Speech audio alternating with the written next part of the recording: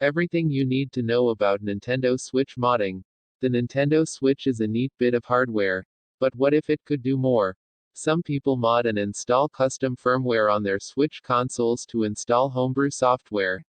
We don't recommend it, but we'll explain the process. Before you rush off to hack your Switch, you should think long and hard about whether the risks are worth it. Again, we recommend against modding your Nintendo Switch console. Here are some problems that could occur if you do. If you're still interested in learning about the process of modding a Nintendo Switch to run homebrew software, here's how people do it. The process of installing custom firmware on a console, often referred to as hacking or modding, is a lot like performing a jailbreak on an iPhone. The ultimate goal is to install custom firmware on the device that removes the original manufacturer's restrictions. In Apple's case, this allows you to modify and tweak the iOS operating system, install software from unknown sources, and dig around in parts of the system you were never meant to see. The same is true with Nintendo Switch. You're running a custom version of Nintendo's firmware. This means, in theory, it should maintain compatibility with first-party games and software while allowing you to use software from sources other than the eShop or a cartridge. Homebrew is a term used to describe user-contributed software. This software allows you to do things Nintendo never sanctioned.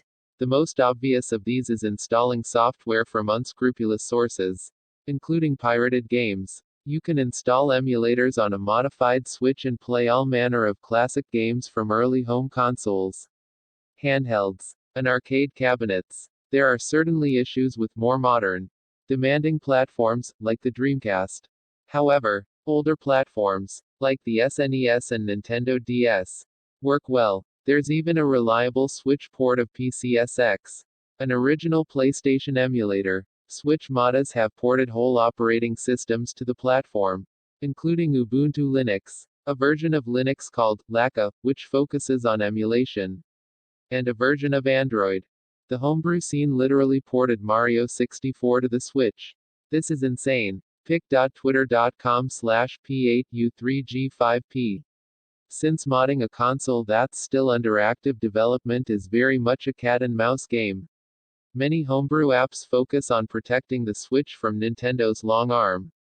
This includes apps for backing up and restoring save data, blocking automatic updates, updating your console safely, and making it easier to perform the same jailbreak in the future. The other reason you might think about modding your Switch is to have fun. If you get a kick out of taking things apart and seeing how they work, this might be for you. Maybe you enjoy the challenge or are interested in making your own homebrew applications. Nintendo Switch modding isn't for everyone. The majority of Switch owners who simply want to play a few games should avoid doing this entirely. Anyone who doesn't understand what he or she is doing should also think twice. If you don't have a good reason to jailbreak, don't bother. There's a small risk that in doing so, you'll break your Switch. If you only have one console, it isn't worth the risk. If you have a second one you won't mind losing, then at least you'll still have your main Switch if things go wrong.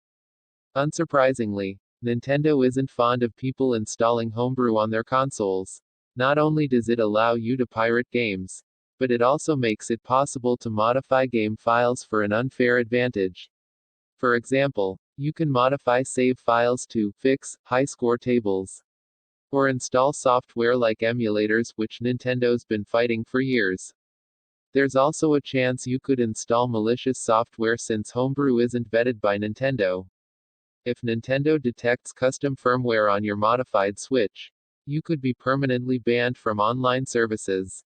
This has harsh consequences. You won't be able to access your library of legitimately purchased games on the eShop.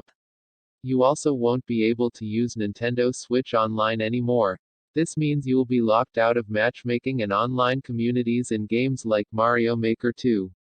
Nintendo has proven it's prepared to apply hardware bans, blacklisting of a console, as well as account-level bans for various infractions.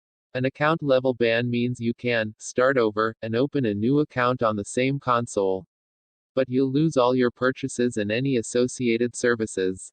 A hardware ban means you can never connect that Nintendo Switch console to online services again. Even if you do have a second Switch you're prepared to sacrifice. It's a good idea to scrub it of any mention of your main Nintendo account before you dip your toes into the homebrew scene. Not all Switch consoles can be hacked.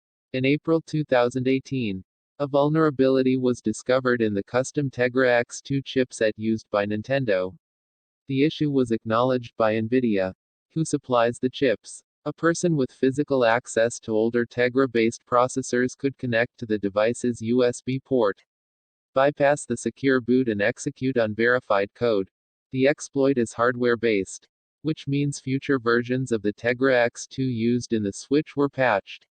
If you have a Nintendo Switch manufactured after April 2018, there's a good possibility it can't be modified. To find out for sure, you can check the serial number on the bottom edge of the unit near the charging port. Then, cross-reference your serial number with this thread on GBADM to see if it can be modded. There are 3 categories: unpatched, exploitable, patched, not exploitable, and possibly patched. If yours falls under the possibly patched category, you'll have to try the exploit and see if it works.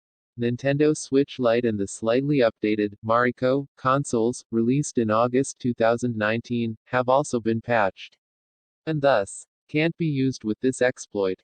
If you do have an original unpatched Switch, you're in luck, since this is a hardware exploit tied to the specific chip used in the console.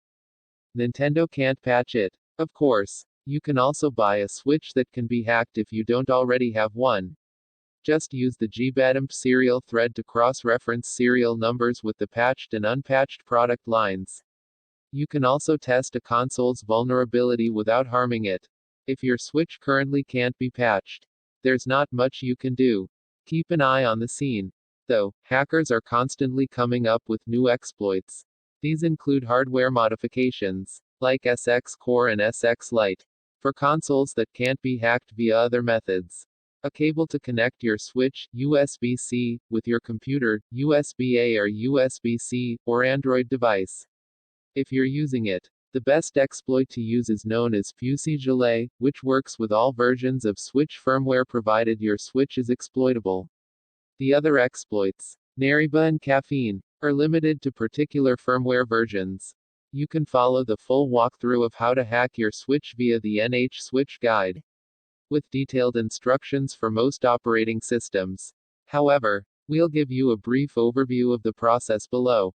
This exploit uses the Exploitable Recovery Mode, RCM, included with the Tegra X2. To access this mode, hold down the volume up, power, and home buttons. This isn't the home button on the Joy-Con, but rather, the hidden hardware home button. With the jig you just slip it in and pop it out.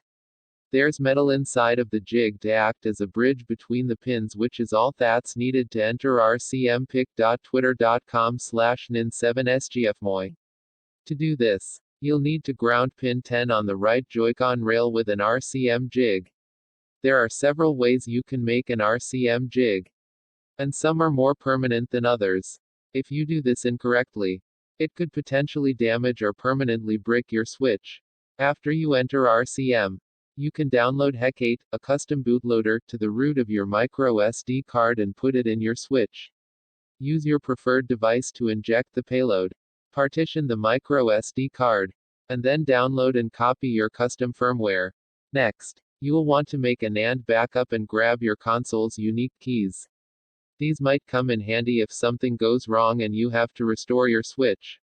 Finally, you can boot into RCM with your RCM jig. Inject your payload, and then use HEC8 to launch the custom firmware of your choice. If you follow the NH Switch guide, you end up with the custom firmware atmosphere. You'll see a homebrew menu and several custom applications, including the following. Use the Switch folder on your micro SD card to transfer the NRO homebrew applications you want to use on your Switch. Remember, this is an untethered jailbreak, which means restarting your Switch as you normally would will return it to its previously unhacked state. You will then have to boot into RCM, inject the payload, and then launch your custom firmware to get back into homebrew mode. The Nintendo Switch is entering a golden era. We're now in the middle of what's currently expected to be the console's life cycle. And the Switch is still in hot demand. While Nintendo has had an explosive first 3 years, there are still some big first-party exclusives on the horizon, including the sequel to Breath of the Wild, a new Metroid Prime, and the recently announced Paper Mario, The Origami King. Once again, risking your Switch at such a prime time in the console's life cycle doesn't seem worth it unless you've got a spare unit to sacrifice. Even then, you might be better off using a cheap Switch clone instead. If you're desperate to mod something, how about the Switch dock? Instead, text source, howtogeek.com.